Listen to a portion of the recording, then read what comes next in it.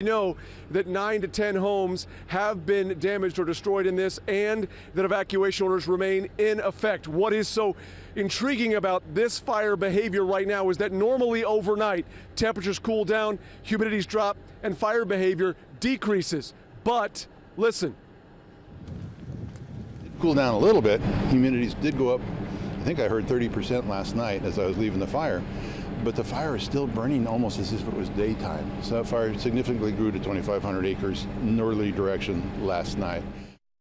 And again, back out here live, we're again continuing to expect the temperatures to start to rise close to triple digits. So another day of likely very active fire behavior. Most important thing for those people who are evacuated and who are watching right now is the fact that this fire is burning in a northerly direction towards Berry Creek. That was the latest update I got from the fire spokesperson.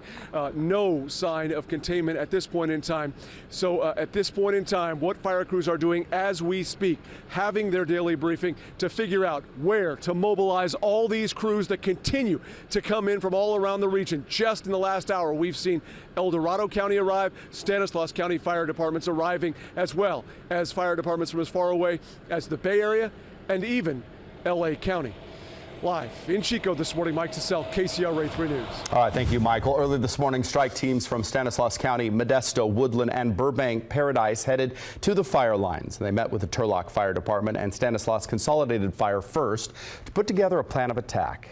Let's head over to meteorologist Dirk Verdorn now for what firefighters will be facing today with the weather, Dirk.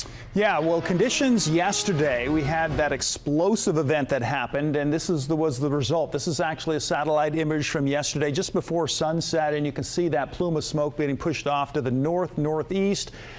Since then, the winds have tapered down. The fire has bedded down a little bit overnight, and so now we have what's called a downslope wind. And so what smoke we have could be pushed more towards the Oroville area, Lake Oroville, those regions, maybe getting a little bit more of the smoke. But right now, and again, all the reporting stations have fairly calm conditions as far as the winds are concerned.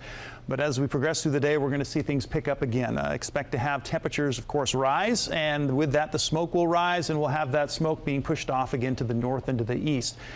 Temperatures this morning, mighty cool out there. 59 degrees out at the Executive Airport. Fairfield, 56 degrees. We're at 48 in Tahoe, 43 degrees in Truckee. Your planner for the afternoon. Expect to have mostly sunny skies. To the south, you may have a few more in the way of clouds.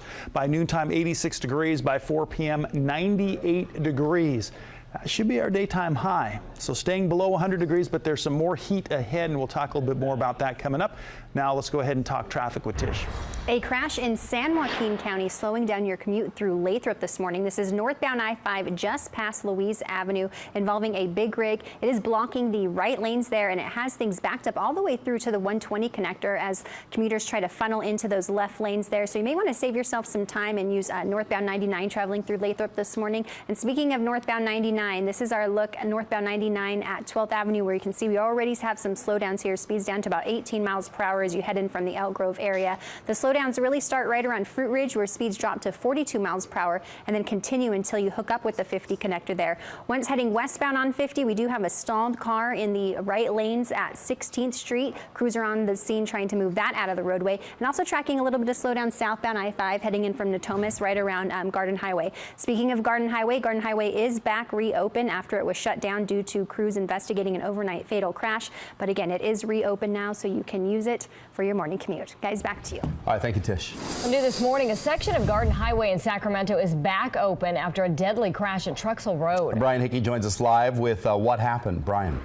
Yeah, good morning. First off, the traffic, you can see the cars behind us here making their way up the hill on Truxell Road to Garden Highway, and that's where earlier a vehicle didn't make the turn at that stoplight up there, according to the police department, and shot straight off the embankment on the other side, landing some 30 feet down, closing this intersection. That all happened just before 2 o'clock this morning when a witness told Sacramento police he saw the car go up to that intersection, didn't stop, didn't turn, it just kept on straight and went over the embankment and down through the trees about 30 feet down.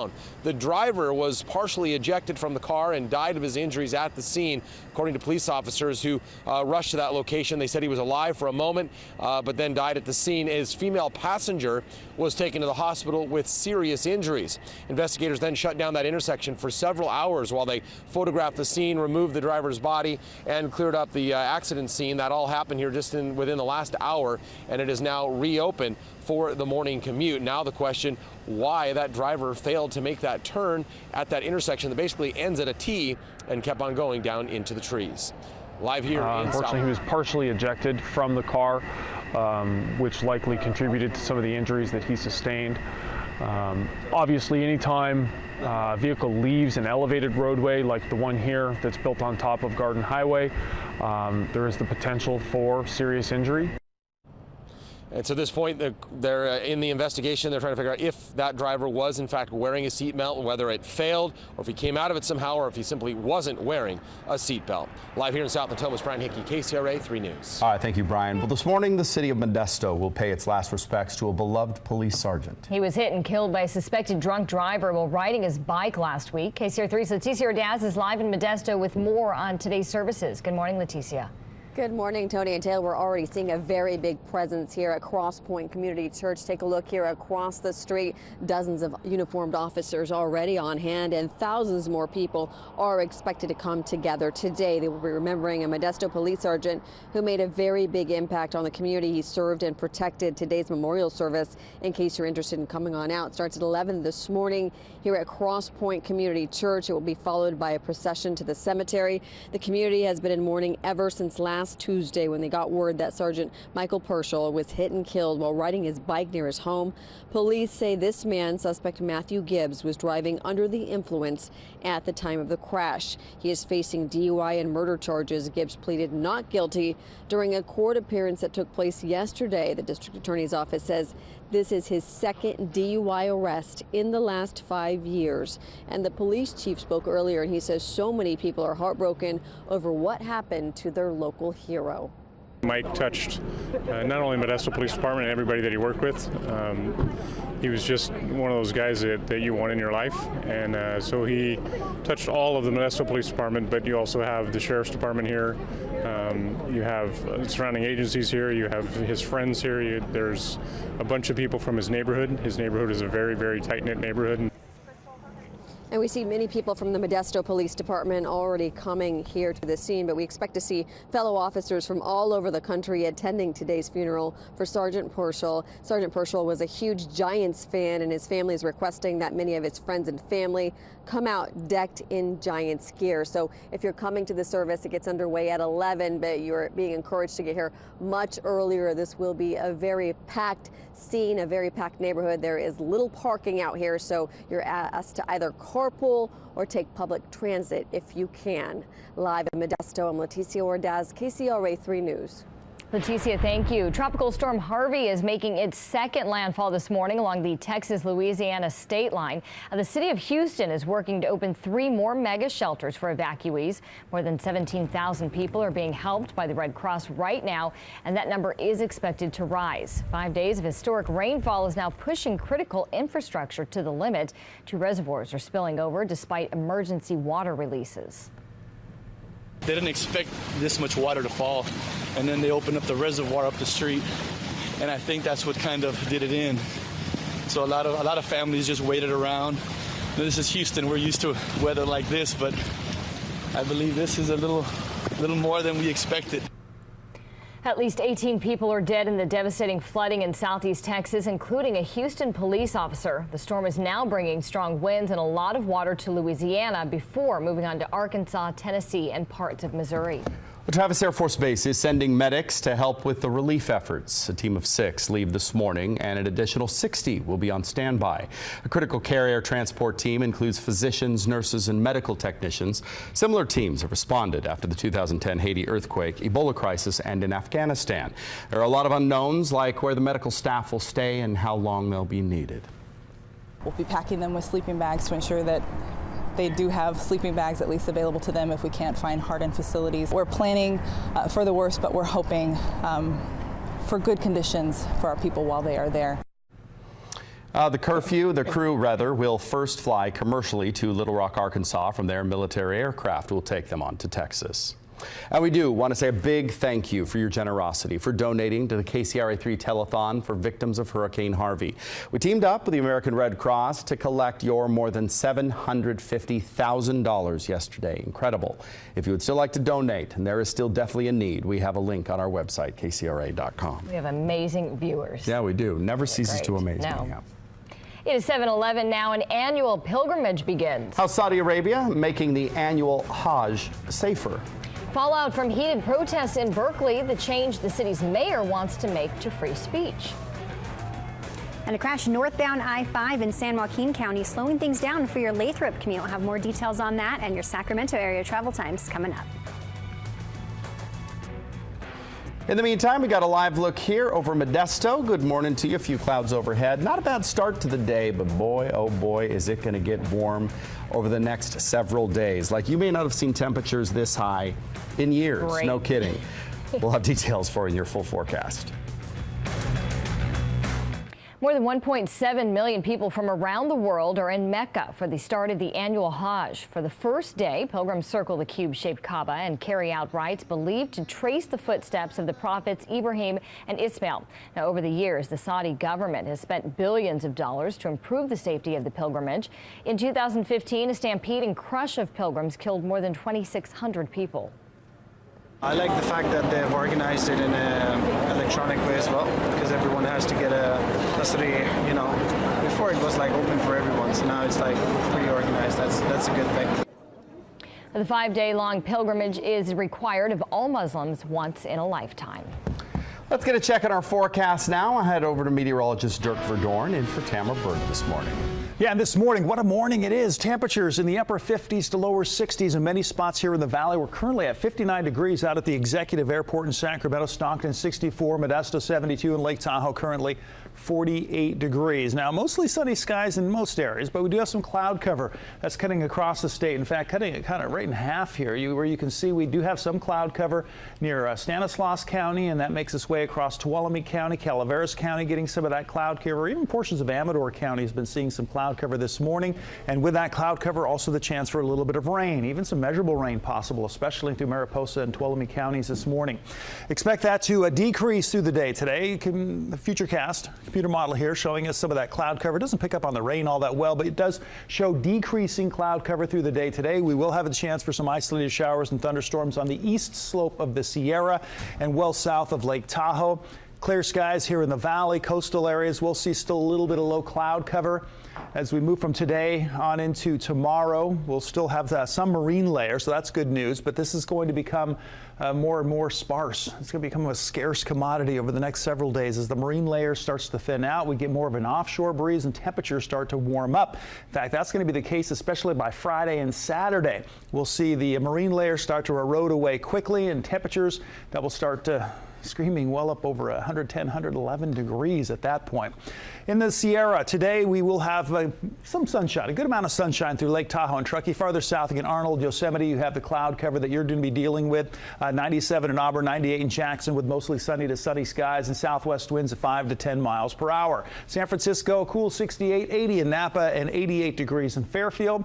Valley spots warming into the mid to upper 90s through Lodi and Stockton. We should see temperatures up around 100 degrees. So we still have a few triple digits sprinkled around here and there. The other spot that could hit 100 is Roseville, 99 in Folsom, as well as Marysville, 97 in Woodland, and Davis, 96 degrees.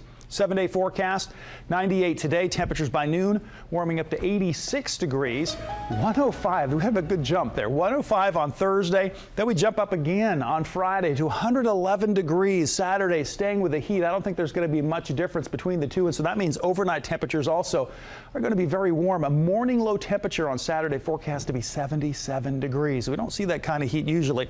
And then a 105 on Labor Day, and Tuesday, 103 degrees. That's your hot forecast. Now let's go ahead and see how things are heating up on the roadways with Tish. In San Joaquin County, an earlier crash northbound I-5 just past Louise Avenue through Lathrop has been cleared, and we've seen our speeds pick up very nicely through the area. In fact, speeds on I-5 heading north from Lathrop through to Stockton Lodi, even into South Sacramento, are looking good. We are starting to pick up just a little bit of slowdowns right past Florin on northbound I-5. This is a look at Florin, where just past this curve we see speeds drop to about 40 miles per hour.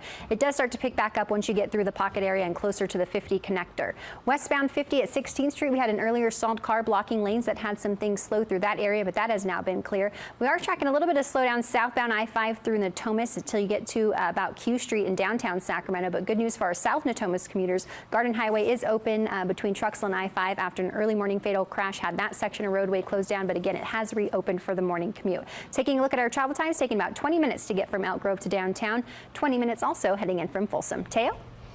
Well, thanks, Tish. New this morning, volunteers are now collecting signatures to recall controversial Santa Clara County Judge Aaron Persky. He is the judge who sentenced Stanford swimmer Brock Turner to 6 months in jail for sexually assaulting a woman at a fraternity party on campus. The process was approved Monday. Volunteers started asking for signatures in Campbell yesterday. Organizers have 160 days to collect nearly 59,000 verified signatures to get it on the June ballot. Well, the mayor of Berkeley is rethinking his city's policy on free speech after violent clashes Sunday. Black masked anti-fascist protesters confronted a small group of right-wing demonstrators near City Hall. Now Berkeley's mayor wants UC Berkeley to cancel a conservative free speech rally planned for next month. So does it seem fair that it's the far left wing who is causing the violence, but you're saying that the right wing can't have their free speech? If there was a far left speaker that was coming to Berkeley campus who we knew would draw extremist groups to clash, I would express the same concerns. It has nothing to do with the content of speech. UC Berkeley says it did not invite the speakers to the event, nor can it stop them. Well, the time is now 7:20, making it easier to get emergency help. The coastal communities that will let you text 911. And returning family heirlooms, how one man is making sure long-forgotten portraits find their way home.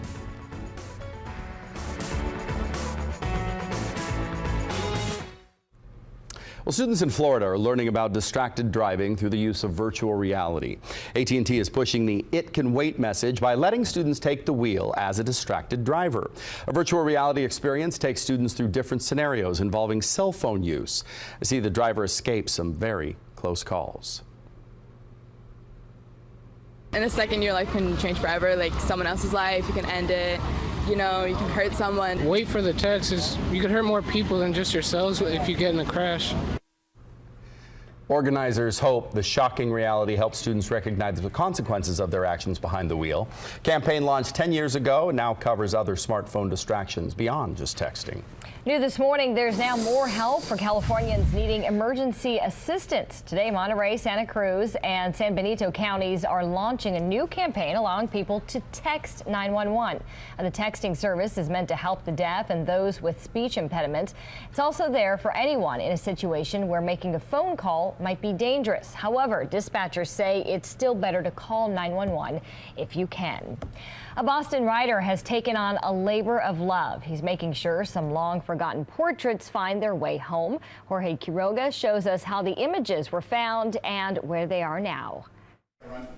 I know just when it was painted. He died in 1970, and 1971 was the unveiling. Merle Fishman reunited with a portrait of her father, Sam Rafel. She last saw it 46 years ago. We had gone to the unveiling of the portrait. The portrait was in the YMCU in Boston. The painting among 7 of prominent members of the Young Men's Christian Union, abandoned after the union folded and the building was sold. And they were dusty and dirty, and when I saw them in 2015, I said, please give them to me. Former Boston Globe investigative reporter Steve Kirkjian, his father Anush, who was a member at the YMCU back in the day, painted the portraits. It took Kirkjian 2 years to get them. And to share his artistry with families of men who he knew connects me to the men and to my father. It's been a labor of love.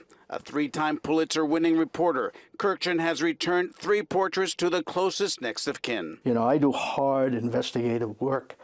You know, people don't like me when I call up. This is a wonderful, mission. How wonderful? Just ask Merle Fishman. It was just amazing, and I got my daddy back. There are 4 remaining portraits, but the artist says he has a good lead on one family. A countdown to the grand opening. And when Dick's Sporting Goods will open at a major new shopping center. And a church controversy, why critics are upset with how Joel Osteen handled his church's Hurricane Harvey response. And a live look back outside downtown Sacramento. We are not done with the triple digits, but today we enjoy a little relief from the heat. KCRA 3 News at 7 on My 58 continues. Happening now, firefighters from across California are heading to Butte County to help fight a growing wildfire. The Ponderosa fire now more than doubled in size overnight to 2,500 acres. There's no containment at this time. The fire is burning near Lake Oroville. KCRA 3's Mike DeSalle's live at the command center in Chico with firefighting efforts there, Mike. And Teo and Tony, we continue to see fire crews continuing to roll in this morning. Behind me here at the fairgrounds, Tuolumne County, they just arrived. Again, we've been reporting all morning how crews from Stanislaus County joining El Dorado County, Marin County, and even crews from LA County all arriving here this morning. Woodland Fire Department also has been here since the very early hours of the morning. Now, just moments ago, fire crews finishing their daily briefing. And first, take a look at some of the video from Live Copter 3 yesterday, because what was stressed at this morning briefing was the fact that this fire just exploded yesterday afternoon, moving some 3 miles in 45 minutes or less. In fact, crews saying that yesterday firefighters were risking their own safety by getting ahead of this fire to make rescues and get people out of danger. Why? We'll take a look at some of the ground video. You'll notice 9 to 10 homes already damaged or destroyed in the path of this fire. And just got done talking to the incident commander, who said there are a lot of areas that they do not want this fire to get into today because, in his words, if this fire crosses the middle fork of the river, it is going to extend this fire for a long time and could get, quote, very, very ugly. Ugly in a year in which the number of fires statewide just continues to grow.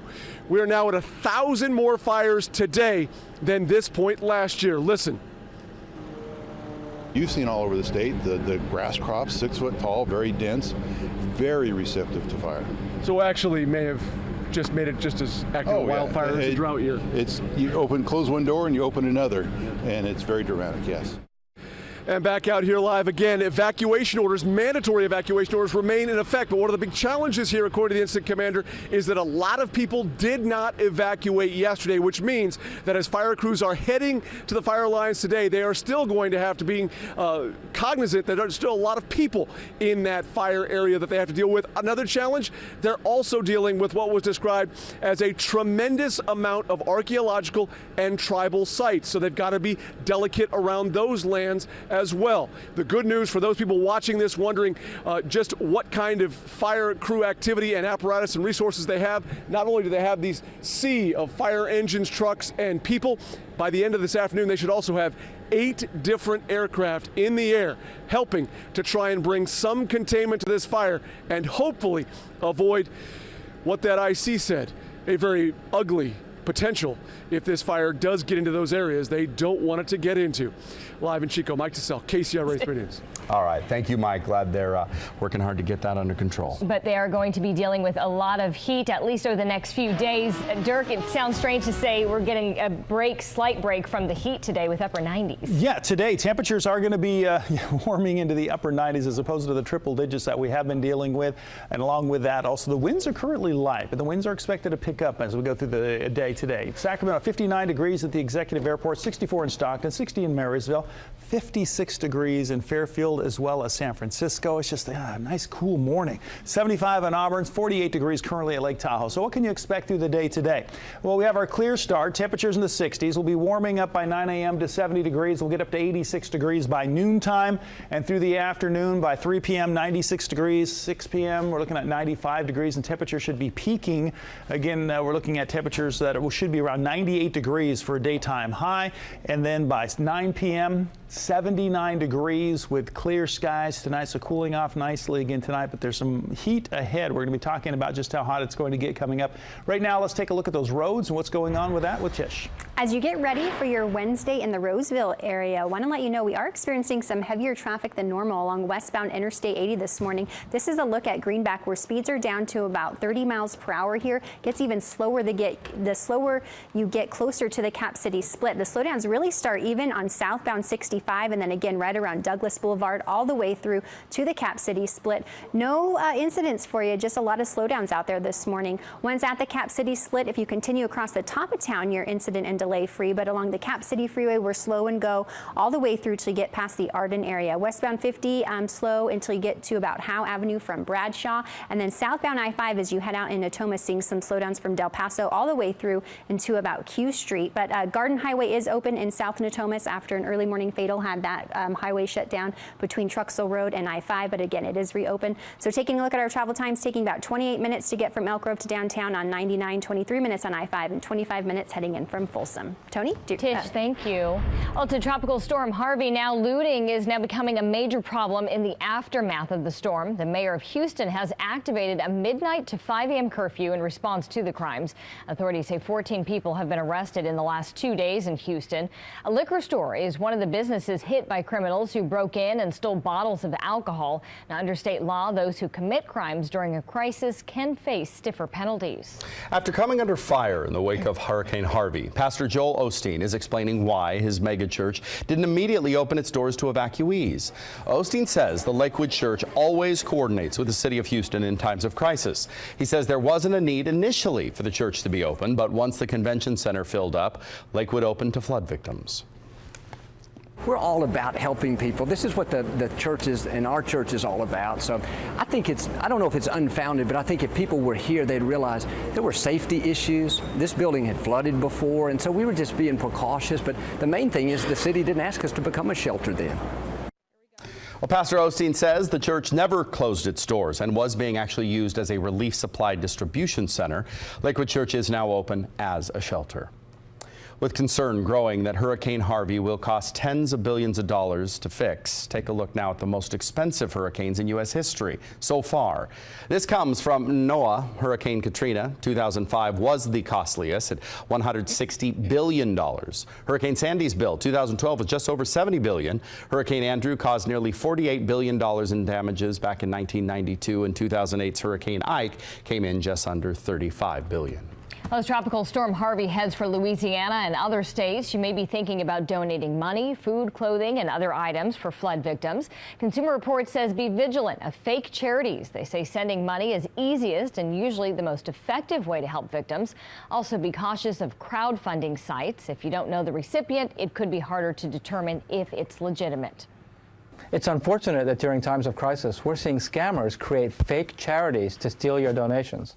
That's why it's really important to research before you donate. Charity watchdog sites like the Better Business Bureau Wise Giving Alliance and Charity Navigator have created lists of highly rated charities dedicated to Hurricane Harvey. Your generous donations helped KCRA3 raise more than $750,000 for the Red Cross yesterday. So thanks to all those who donated. And if you'd still like to donate, we have a link on our website, kcra.com. And stay with KCRA3 for continuing coverage as rescue and relief efforts continue in Texas. You can get the latest anytime by going to our website or downloading the KCRA3 News app. Well, the United Nations has voted unanimously to condemn North Korea's latest ballistic missile test over Japan. The UN Security Council says it's planning its next steps right now, calling North Korea's latest test outrageous. North Korea released photos of Tuesday's launch. Here they are. UN Security Council is urging leader Kim Jong-un to reduce tension on the Korean peninsula and beyond. The ambassador to the UN says something serious needs to happen. We are all demanding North Korea stop any future missile launches. We are all demanding North Korea abandon its nuclear weapons. North Korea state media says Tuesday's launch was in response to war games held by the U.S. and South Korea. President Trump released a statement saying all options are on the table when it comes to dealing with the North. Transgender service members will be allowed to serve in the military pending the results of a study. In July, President Trump tweeted that transgender Americans will no longer be allowed to serve in the military. The president then issued that formal notification Friday. He directed Defense Secretary Jim Mattis to study the issue and determine how to implement it. Secretary Mattis now says he's building a panel to make recommendations on the policy. Transgender military members can continue to serve until then. Today, President Trump will be heading to Missouri, where he will host a tax reform kickoff event. It will take place at Lauren Cook Company, a manufacturing company in Springfield. The White House press secretary says the president will be working towards tax relief for the middle class. Let's get a check on your money news now. I'll head over to money expert Kelly Brothers. Good morning. Hey, good morning to you. Market had an astounding turnaround yesterday, really, given the storm down in Texas and Louisiana and Kim Jong-un and what he's trying to do. And despite all that, the market did turn around and finish positive for the day. Today, economic news back in the spotlight, and it's good. Private sector jobs, 237,000 jobs added last month, well ahead of expectations. And overall, the economy grew at a 3% clip, better than the 2.7 expected, and the strongest reading in 2 years. Here are the real-time numbers this morning. The Dow is off by about 10, but the NASDAQ and the S&P are both in positive territory. Oil prices, kind of interesting what's going on. They're dipping today. However, gasoline is spiking to the highest level since mid-2015. Flooding from Tropical Storm Harvey has knocked out nearly a quarter of all U.S. refineries, crimping demand for crude oil, which is why crude oil's price is going down, but raising fears of fuel shortages, which is why gas prices are going up. Motiva, which operates the largest U.S. refinery in Port Arthur, Texas, was shutting down last night due to flooding. Target will soon start selling a new line of wine that's going to cost you $5 a bottle. It's not $2, Chuck, but close to it. The new line is called California Roots, features 5 wines: Chardonnay, Pinot Grigio, Moscato, Cabernet Sauvignon, and a red blend. The grapes used are all from California. Target says the wines will be available just in time for your Labor Day barbecue. They'll be released on Sunday. That's Look at Your Money. Back to you. Charles Shaw, watch out. Uh-huh. We go. Yeah. If I see the weather forecast correctly, you're going to need more than wine on Sunday. I think you're probably it's got to right. be something very cold. Yeah. Whew, chill that. All right. Thank you. All right. Well, new this morning, Dick's Sporting Goods will open its newest location at the Delta Shore Shopping Center in Sacramento. It's a live picture. The 800-acre center is along Cosumnes River Boulevard. It's billed as Sacramento County's largest non-mall shopping center. Dick's is holding a preview day today. It will officially open on Friday. Already signed up are Walmart, R.C. Wiley, and Regal Cinemas. The complex is this is the complex that led to the creation of the new on and off ramps at Cosumnes River Boulevard along I-5 back in 2015. I said one of those wrong, didn't I? R.C. Willie. Willie. Wiley. Is it spelled wrong? That's okay. No. It's spelled okay, right. thank you. All right. 742, a new meaning for off-campus housing. How a pair of college students are using it to get a jump start in their future careers. And finding the benefits of love. How marital bliss is really good for your heart. And back outside, live look at Lake Tahoe again. This is going to be the place to cool down today and the next several days. We'll have a look at your full forecast coming up. Well, some University of Maryland students are hoping their new technology will revolutionize how Alzheimer's disease is diagnosed. The sophomores won $20,000 for their low-cost tools to detect Alzheimer's. They say a headset and a computer software can help identify brainwave patterns linked to the disease. Say the technology is more affordable than an MRI. The Alzheimer's can manifest in your brain up to 10 years before any symptoms are shown. If we're able to diagnose this in the earlier stages, maybe we can send patients to clinical trials so we can accelerate research and try to find an actual treatment maybe in the future. The team built the prototype headset using 3D printer parts. It connects to a laptop through Bluetooth. They're using the $20,000 to build more headsets and to collaborate with hospitals pursuing clinical trials. Well, for many college students, off-campus housing usually means an apartment. But a pair of students in Connecticut have chosen another alternative, and they hope it gives them a head start in their future careers. Ken Buffet explains. Studying abroad is one thing. For Quinnipiac students Joe Huberman and Victoria Kozar, their abroad is at Wallingford's Masonic Care at Ashlar Village, an assisted living village. I think it's an age cohort that we have a lot to learn from, and I think I have as much to learn from them as I can hopefully give to them. Joe and Victoria both look to have a profession in senior care once they graduate. Both also beat out 17 other applicants looking to ditch the dorm room and have an apartment at the Village to gain real-world experience caring for more than 100 smiling residents. It's a lot to help when I move forward, how to treat patients, knowing from this side, living among them. I feel like I could get a lot being a provider in this setting. Howard Loopy, who also went to the Q, says he loves the idea. You're dealing with people that basically are all over 60, 70, 80, 90, and these are young people. And when they merge together, a lot of it is going to come out of it. That's going to be good. To earn their credit, the new kids on the block will have to work 8 hours a week and commute to campus to complete other courses. While most campus courses will be done with pen and paper, the lessons while studying abroad are measured in care. I want to give them my heart, my all. I was telling them, I'm like, I'm going to have office hours. I'm like ready to get the cookies out and everything. I have a lot of life experience. They have way more than me, and I hope to give what I have. Ken Bufa, NBC News. Well, this is the second year for the Students in Residence program at the Assisted Living Center. Well, you may want to give your spouse some extra attention today. Turns out being married is good for the heart. Good advice. New British study reveals husbands and wives are 14% more likely than singles to survive a heart attack. Marriage also boosts the odds of survival for people with high cholesterol, diabetes, high blood pressure. Experts say spouses help provide emotional and physical support for patients with heart disease. Just another good reason to stick it out and stay together. Married, you know what I mean? Yes. There you go. Although a lot of people grumpy with this heat lately. Boy, oh boy. Yeah, this isn't doing anything for married people or singles, Dirk. Anyone. No, well, yeah, it gives you lots of opportunities to improve. We've got conditions outside where we have some cloud cover looking from Stockton and Modesto. We have the clouds to the south.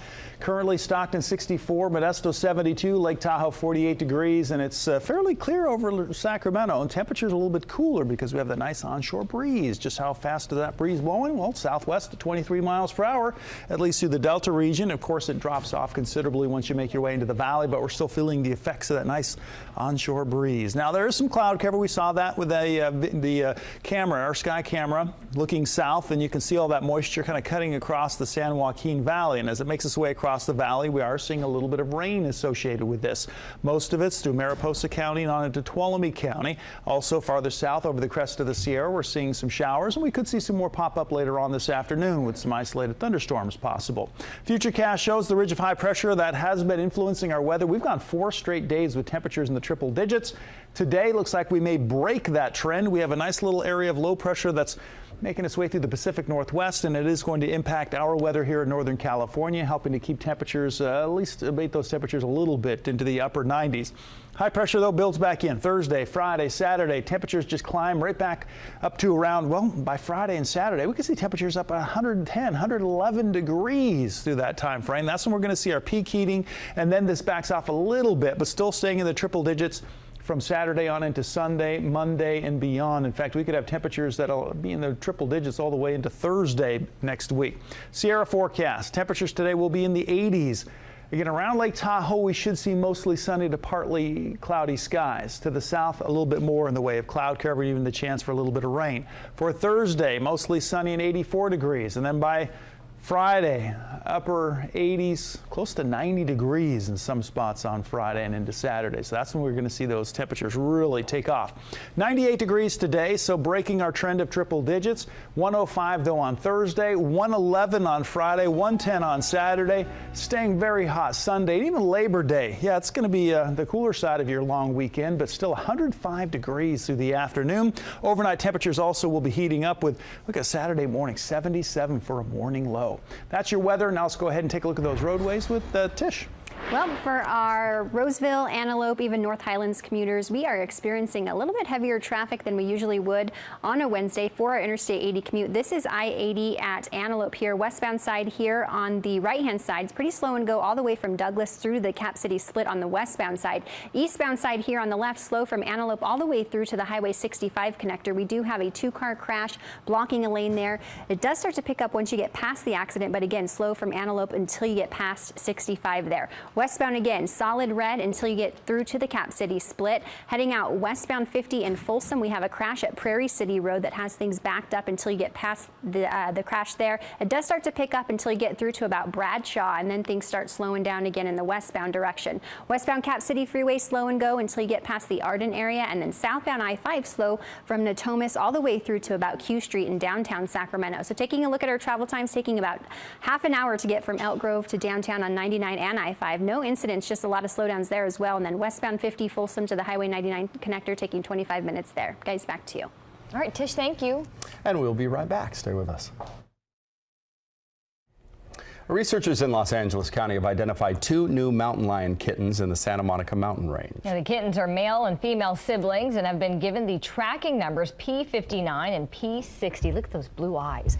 Their father is suspected to be P12, a well-known mountain lion in the area. He's also the only big cat to have crossed into the mountain range from the north. An unusual stop on the Bay Bridge yesterday morning. That is a doe standing in the middle of the on-ramp. That's a problem. It is giving the officer that typical deer in the headlights look, no pun intended. A deer popped out onto the road off Treasure Island. She eventually made it safely back into the trees and the brush. Now, while posting the picture on Twitter, the Oakland CHP joked that the doe usually pays the toll, but today she was a buck short. You're all That's week. a hard act to follow. I'll but try. Deirdre's going to give it a whirl. A lot more still to come at our 8 o'clock hour here on My 58. How old was your father when you were born? The average age of first-time dads is changing. Why so many men are delaying fatherhood. A history mystery, a photo album filled with World War II era photos has turned up near a homeless camp. There's a big push now to try to reunite it with its owner. We'll tell you what they are doing.